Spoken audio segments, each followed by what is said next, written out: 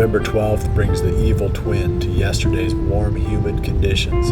The howl of a 30-mile-per-hour wind straight out of the Canadian prairies makes for a depressing alarm clock. But as Aaron showed us yesterday, during the rut, the most important thing you can do to assure success is just to be out there. Jon Lewis toughs out the day and heads to a small plot where Brett Joy killed his buck just 5 days before. It's November 12th, and Mike and I came back to this poor man plot that Brett just killed a buck in about a week ago. And as you can tell, it is extremely windy. I don't know if this was a good decision or not, but I guess you can't kill him from the couch. So we got in here pretty clean this morning, snuck down this path. The river's really high, so we can't really canoe through there. We're gonna try and stick it out here as long as we can, but we're just pretty much hoping for one buck to cruise by, and hopefully it's the right one. So we're gonna sit tight, try to stay warm, and we'll see what happens.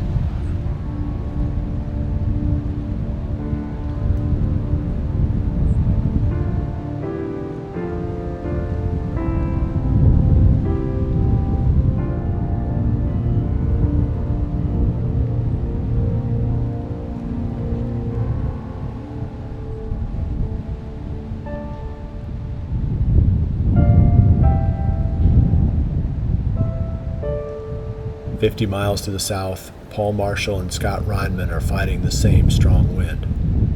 It's November 12th, and Paul and I got a real windy day.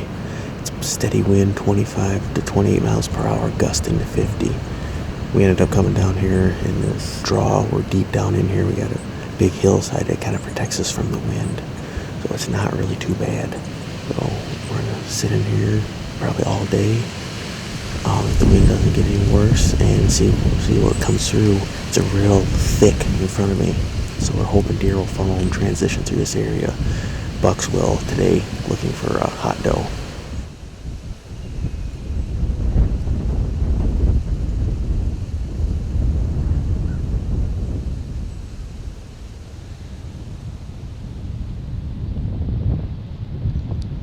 There's a deer right here, Mike. It's a buck, it's a buck. It's a good one.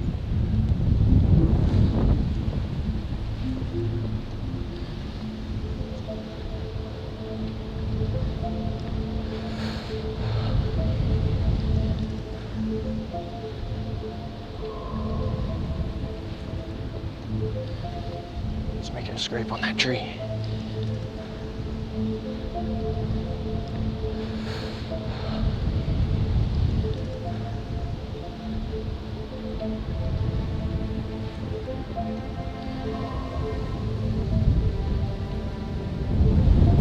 Here he comes, Mike. He's gonna come right into the plot here.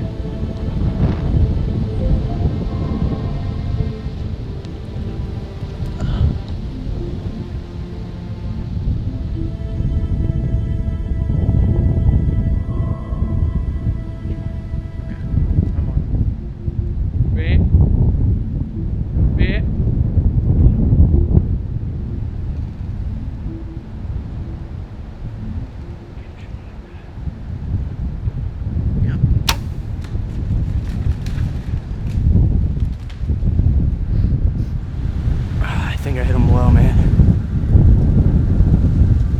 He was bleeding.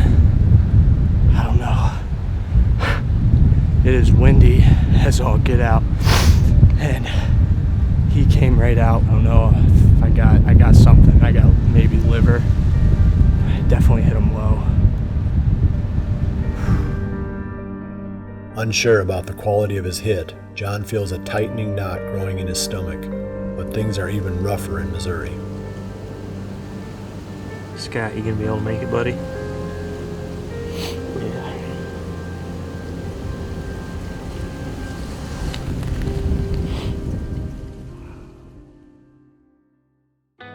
The Frigid Forage plot screen is a revolutionary product that allows you to plant something in the summer that creates a man-made screen for going to and from your tree stand locations without the deer being able to see you. It also gives you a way that you can isolate certain parts of your property to give more privacy. So there's lots of ways you can use plot screen, but most importantly, this is one thing that you can do that you can plant in the summer that will allow you to get to and from tree stands that otherwise might be really challenging to hunt. One of the main reasons that we use ground blinds in the first place, well, there's a number of reasons. I mean, odor control, where you're locking in your scent, staying away from the sight line of the deer, but also, you know, we'll admit that we love the comfort factor that comes from being in these blinds. Having a comfortable chair is a big part of that. The redneck chairs are perfect from that standpoint. They're very comfortable, but they're also very functional. The seat spins, which allows you to pivot to get a shot out of any of the windows, which allows you to hunt the blind both comfortably and very effectively. I always detach my fused quiver once I get to the stand or blind, but some of the hunters in our group prefer to leave them on. Fused quivers are easily detachable for guys like me, but they are light and lock solidly in place for those who prefer not to take them off. They also feature Fuse's stealth dampening system to reduce vibration. Scott, you gonna be able to make it, buddy? Yeah. My shooter, Scott, is not feeling well this morning. He is down and out, man. He's been puking out of the stand and everything, so we're going to try to hang in here as long as we can, but probably going to have to get out eventually. He's just not feeling that well, but I'm going to keep an eye out for the deer because he's pretty much got his head between his legs, not paying attention, and just had a nice buck come by not too long ago, so we'll see what happens the rest of the morning until Scott just can't take it anymore.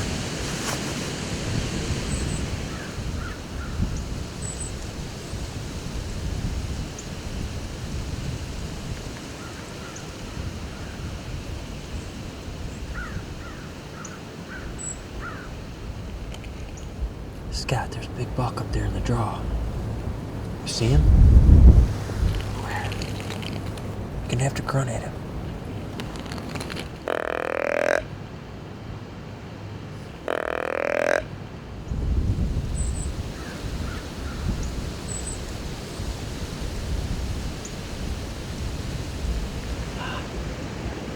Can you do it or not?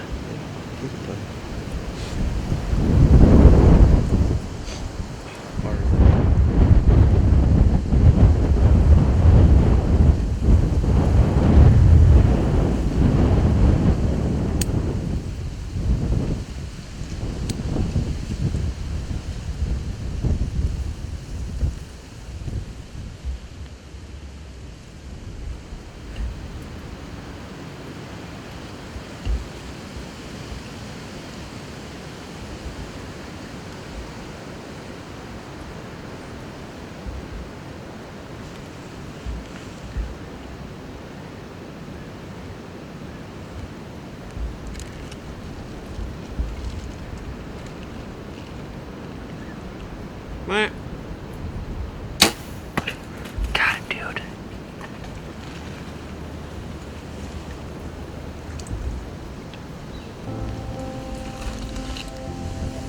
Man, I wish I'd get more excited if I was sick or a dog. That's the biggest buck on the property. Paul calls him the 298 buck. I guess miracles do happen. I've been puking all morning off the stand, just sicker than a dog. No energy, and he stopped him. I guessed him at 35. I got no rangefinder. So I hit him good. I think a little bit back, so. Shot my buck, bro. I wish I could be more excited. Yeah, our first Missouri deer. Gonna have to give him some time.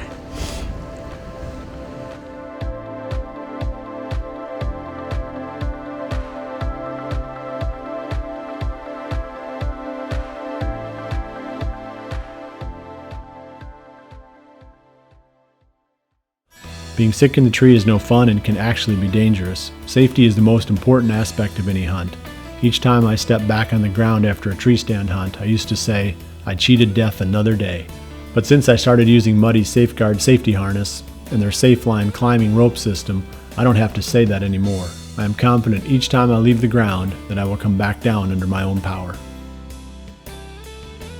Scott and Paul were hunting in a wide open tree with no foliage or backdrop to cover them. Any camouflage will work when you can hide behind the cover. However, when you have to hide in front of it, you need a pattern that truly matches your setting. Both hunters were wearing Realtree and the deer never saw them. Scott had to rotate in the tree to get the shot. and he had branches all around him. A short, compact bow like the Hoyt carbon spider he was carrying is a definite asset in a situation like this. Every time I went to the ground blind last season, I carried my ozonics unit. The company wasn't paying me to do this. I was doing it because it made a significant difference in the way the deer reacted to my presence. I can't remember one time that a deer downwind of the blind ever noticed human odor when I was using the ozonics. So for ozonics to work this well under such tough conditions, I quickly became a believer in this company's ozone technology. Well, we just got out of the stand. We're going to creep up the edge of this little plot, see what kind of blood's there, and most likely we're going to back out on this deer. It's just on a small property like this, it's not worth bumping them, but depending on what we got, we'll decide our next move. But let's go see what we got for blood here.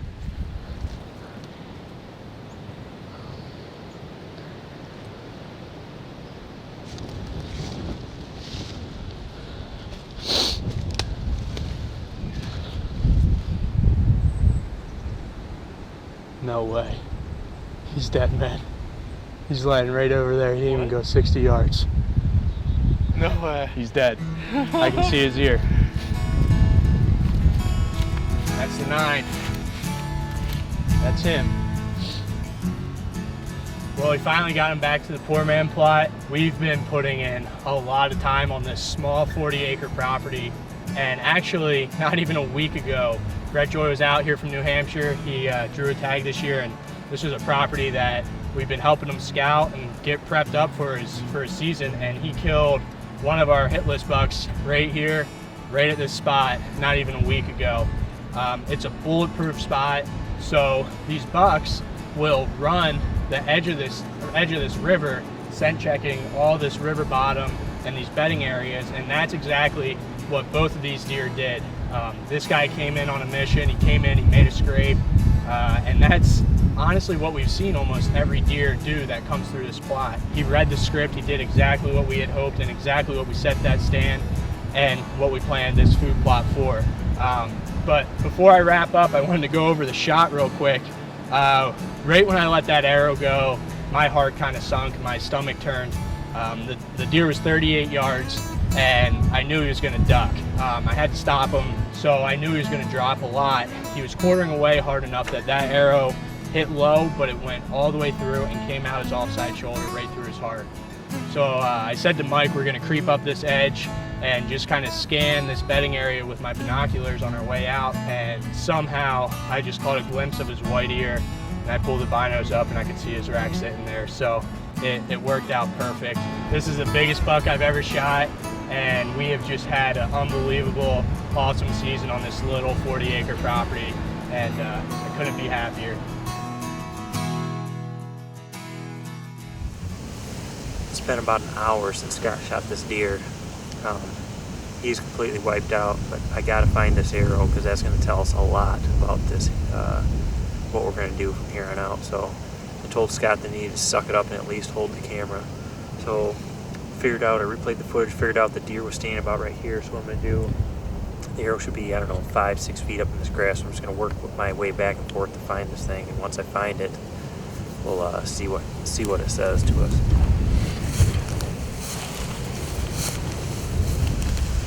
Looks good, dude.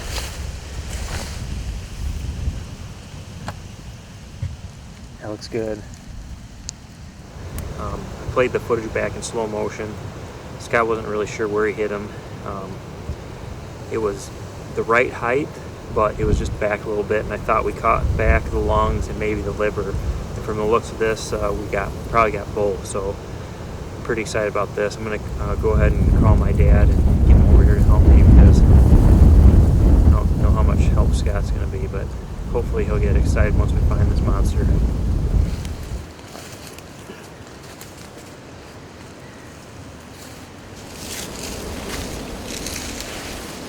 There he is, up at the top of the hill.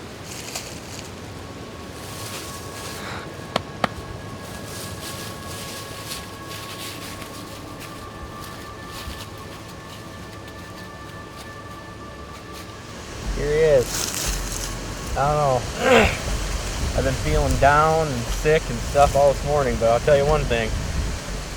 matter how sick I am, this one's put a smile on my face. It's been tough out here. We haven't been seeing a lot of rutting activity, but it's real windy this morning. So Paul elected to go down to the bottom field that we had down here, the lowest point. Basically the deer are down here. It's just a big bedding area we're in right now, actually. But he just was out cruising.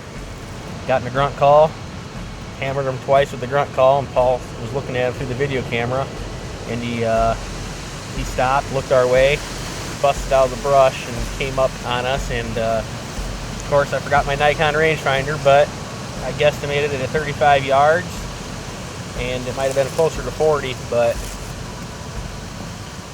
he's down. That's all that matters. And Paul and I are one or two happy guys.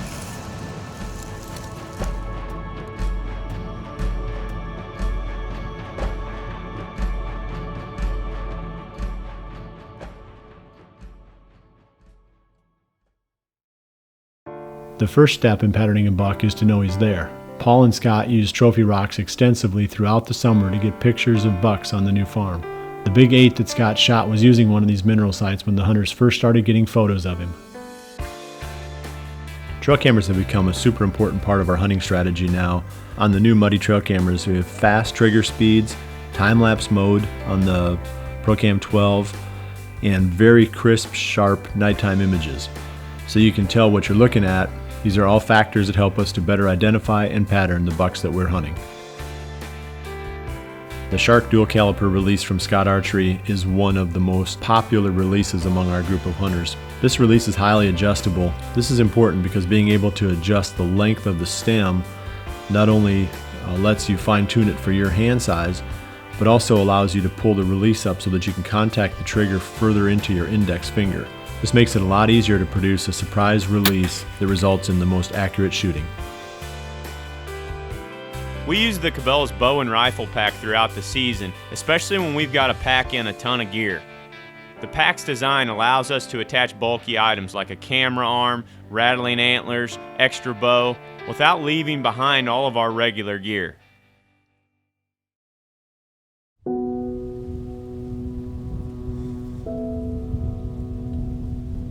Windy days are often better than still days.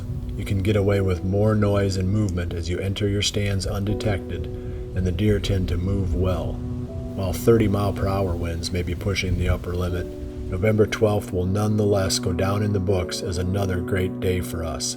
Scott took his first buck, and a great one, on the new Missouri farm. And Jon shot a dandy in the same food plot where Brett Joy shot his buck a few days before.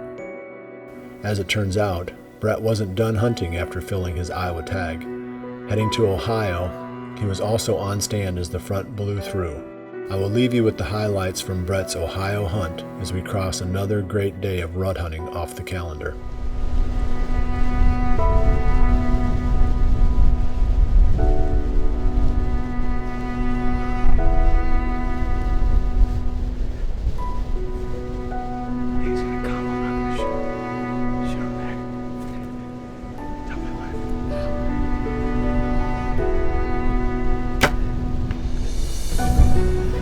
Unbelievable.